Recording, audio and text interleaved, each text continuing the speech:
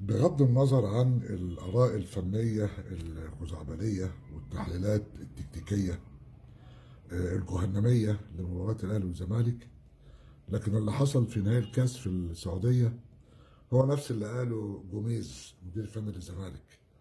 المباريات البطولة دي تكسب ولا تلعب. طلع كلامك مظبوط يا جوميز.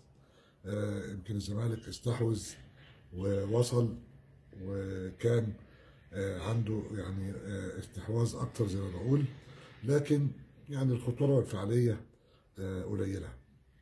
الناس كلها اتكلمت عن المباراه وعن الاصول اللي مشيت بيها وعن يعني الجوانب الفنيه والخططيه والتغييرات، ودي مسائل يعني من وجهه نظري يعني اتقطعت. لكن انا من وجهه نظري في حاجتين للمكسب النادي الاهلي. اولا مبروك النادي الاهلي. الحاجه الاساسيه في مكسب النادي الاهلي هي الثقه، ثقه فريق البطل اللي لا يفقد ابدا شخصيته مهما كان المنافس اللي قدامه بيمسك كوره او بيوصل للمرمى اكتر. بتظل الثقه الموجوده عند لعيبه النادي الاهلي عبر كل العصور، وخاصه في مباريات الاهلي والزمالك، هي المصدر الاساسي للمكسب. وده اللي شفناه في القمه اللي انتهت يعني في الرياض. فرقه حتى لو بتستحوذ ما عندهاش ثقه انها هتكسب، وفرقه دون ان تستحوذ عندها الثقه الكامله انها هي بتكسب. ولما بتتقدم فرقه النادي الاهلي بتبقى مشكله كبيره جدا للمنافس، حتى لو كان الزمالك هو المنافس التقليدي بتاعه، يعني لان الثقه والمعنويات بترتفع اكتر، وبالتالي امكانيه ان يحرز الاهلي الهدف الثاني والثالث بتبقى اكتر من ان الزمالك يعود.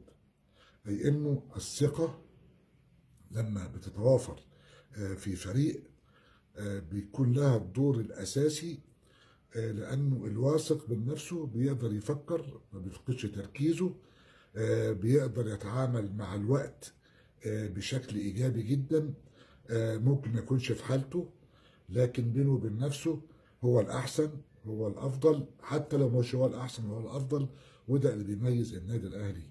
اما فيما يتعلق بالمستوى الفني المباراه بشكل عام، ما اعتقدش ان هي يعني كانت ممتعه، لكن هي واحده من مباريات القمه اللي المكسب فيها هو اللي بيسجل، هو الذي يبقى، هو الذي يدون، هو اللي بيحقق المكاسب الادبيه والماليه في نفس الوقت. اما الفروق الفنيه في اللاعبين فالنهارده نقدر نقول، او في مباراه القمه دي، ان هناك يعني امام عاشور. اعتقد ان امام عاشور يعني اثبت بما لا يدع مجالا للشك انه عنصر فاعل وفعال في صفوف النادي الاهلي، لانه من وجهه نظري هو ايضا الذي احدث الفارق. لدغتان كافيتان من امام عاشور لتحقيق مكسب. احرز هدفا وطبعا صنع الهدف الثاني. مبروك للنادي الاهلي، الف مبروك. واعتقد انه الزمالك استفاد جدا من هذه التجربه، لانه عنده مشوار يعني ما يزال امامه بطوله الكونفدراليه الافريقيه، لكن هو يعني ما اعتقدش ان هو كان النهارده يستحق المكسب، لانه زي ما بقول الاستحواذ لا يكفي. اما التهنئه يعني الخاصه جدا بعد تهنئه الاهلي وجماهيره، فهي تهنئه خاصه جدا جدا للكابتن محمود الخطيب. برافو محمود الخطيب، شكرا لحضرتك.